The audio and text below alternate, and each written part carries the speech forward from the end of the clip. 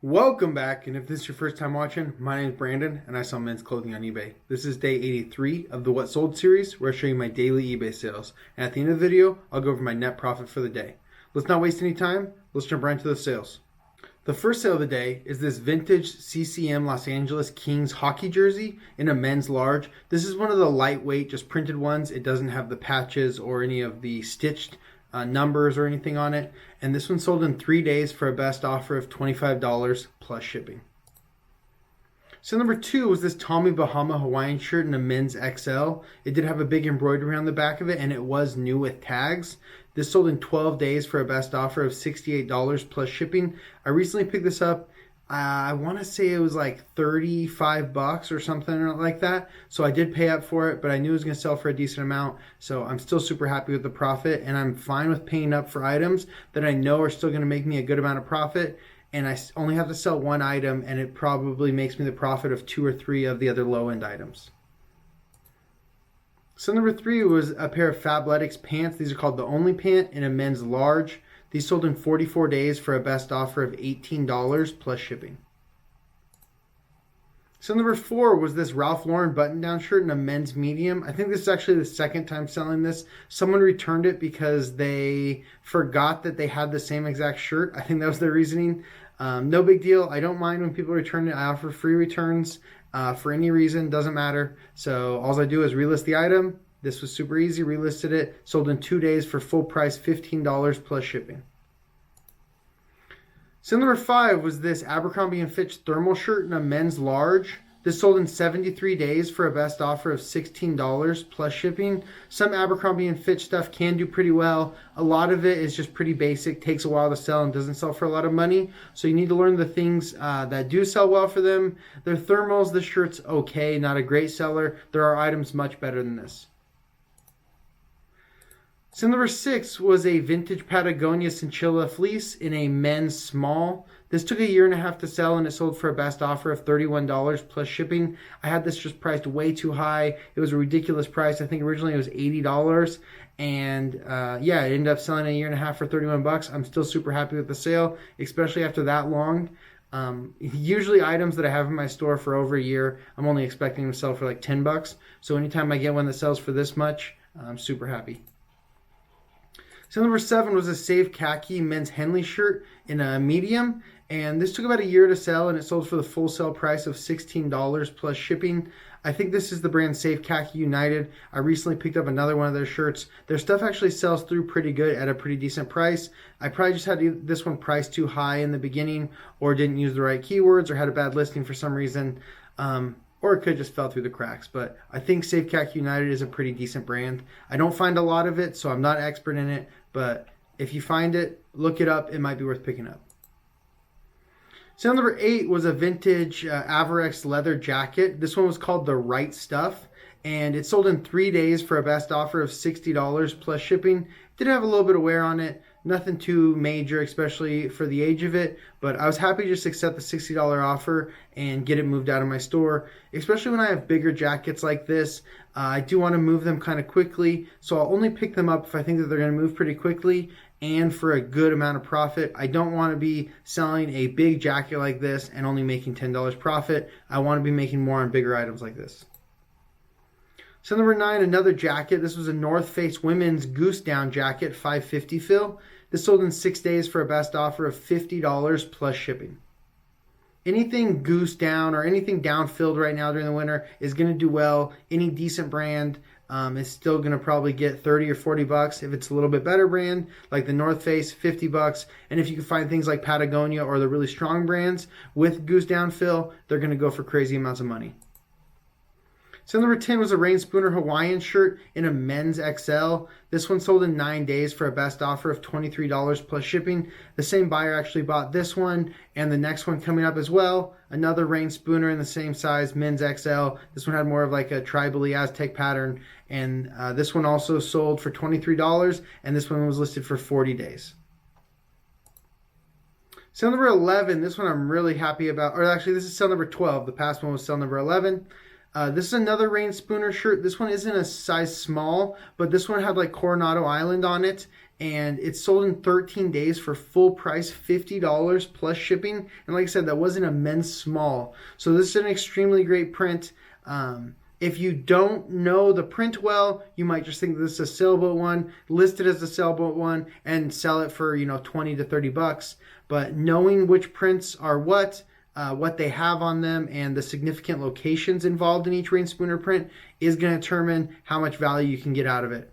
Like I said, this one sold for full price, $50 in 13 days, and it was a size small. So number 13 was a pair of Lululemon pants, one of my favorite things to sell recently. This was in a men's 40 by 31, and these were the ABC pant.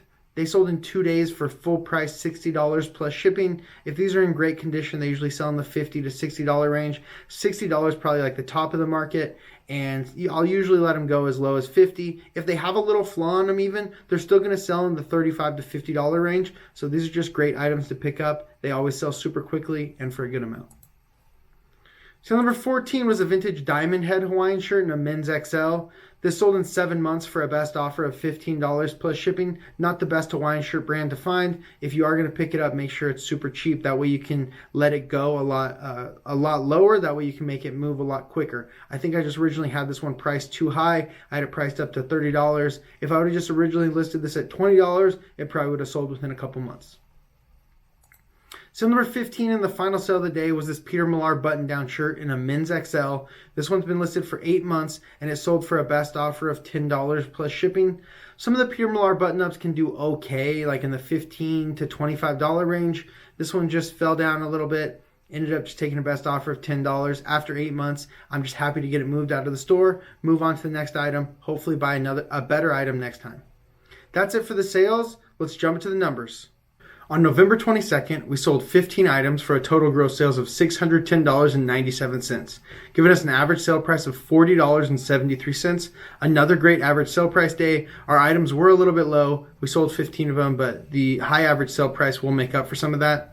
It's kind of weird having a more normal day. It almost makes it feel like a low day after having back-to-back days close to 1,000. I think that there was back-to-back days of close to 1,000, and there's been multiple high-dollar days in the past week or two. So it makes these normal days feel kind of low, but I'm still super happy with these normal days. These are what I'm looking for, just chugging along, bread and butter, bang, bang, bang, hitting around $200 net profit every day. And I think that today is going to be one of those more basic bread and butter, around $200 net profit days. So let's go ahead and jump into the numbers. I'll show you guys what they are. As you know, the selling costs and net sales are always inaccurate. Here's what they really are. The selling costs were $190.44. The breakdown for that is $72.68 in eBay final value fees, $91.73 in shipping labels. The shipping labels were a bit high because there were a few bigger jackets in there. That does happen during the winter. The shipping costs get a little bit higher. I still regularly look at my averages. I'm still charging more than I am actually paying, so I'm actually making a little bit of money. What I try to do for my shipping costs, I try to charge enough, and it works out because I do sell a large amount of items that the averages will help me out. But I try to charge enough that it covers the shipping cost as well as the eBay fees on the shipping cost, because you're still paying that about 13% on the shipping. So if an item is going to cost $5 to ship and I charge $6, then that is going to cover both the shipping cost and the fees on the shipping cost. That way, all I have to worry about coming out of the actual item sales amount is its own fees. It doesn't need to cover the cost of the fees of the shipping, if that makes sense. $16.38 in promoted listing fees. 9 of the 15 sales came via promoted listings. I promote all my items at 5%, and I'm happy to pay those extra fees to get the extra sales. Now, if we take away the selling costs and the taxes and fees collected by eBay, away from the gross sales amount, that gives our net sales for the day of $402.31. We still need to take away our cost of goods. We're currently using an average cost of goods of $11.73 per item. So for 15 items, it gives a total cost of goods for the day of $175.95. If we take that away from our net sales, that gives our net profit for the day of $226.36. I've been pointing this out recently since if any days that I sell either more or less than 20 items, I can either take some of the money out of the cost of goods and keep it as profit if I sell more than 20, or I have to reinvest some of my profit in order to cover the cost of goods for the additional items. That's because I list 20 items every day, so I'm having to pay for 20 new items to go into my store every day. So when less than 20 sale, then I need to use some of my net profit to fund those new items going into the store. And like I said, vice versa, on days that I sell over 20, then I can take those extra costs of goods and keep them as net profit. We hope that at the end of the month that it kind of averages out. I think I'm currently selling about 18 and a half items or so a day. Definitely the latter half of this month have been higher than that. I had a rough beginning of the month, so it is playing a little bit of catch up. But I'm hoping that by next month, we will be all the way at equal. So I'm listing 20 and selling an average of 20 every day. That's what I really want. That's when you can really start to stack up the profit and keep a lot of your own money and not have to reinvest it to your business. And that's a great place to be. Once you get to that point, then you can take some of that money if you want to grow and maybe start listing a few extra items every day and then getting back to that point where you're selling just as many as you're listing. And then you just keep going. Hopefully it's, 100, 200 items a day. But that's all I have for you guys today. Thank you so much for watching. I'll see you tomorrow for day 84 of the What Sold series. Peace.